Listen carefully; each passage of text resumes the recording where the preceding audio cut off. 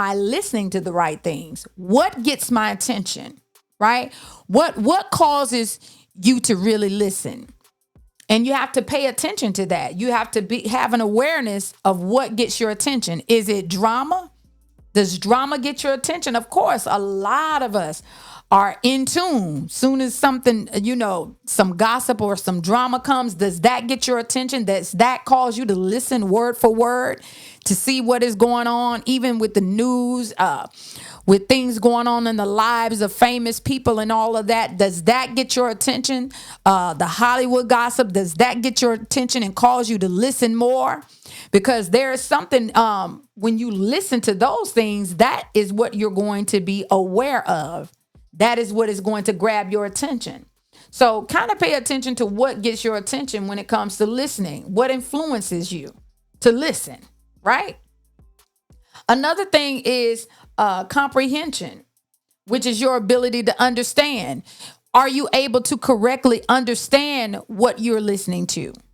That is a thing. When you hear a thing, first off, you may not quite understand it the way it is intended to be delivered to you. And so you have to listen to a thing deeply. You have to get into a deep place of listening to where when you hear it and then you get to the place of correctly understanding what you heard. That is your comprehension. That is what listening does. It influences you to comprehend well, right? Another thing is interpretation. What does it mean to you? When you hear a thing and then you're listening to a thing, what does it actually mean? How are you interpreting it? Are you interpreting everything that you hear from a negative standpoint? Then that means that there is something in your brain, in the limbic part of your brain that is stuck there emotionally that leans more towards negative things. And so when you hear words or you hear things that are said, your brain processes everything from that negative standpoint, right? And so that means there needs to be some work because there's no balance, right?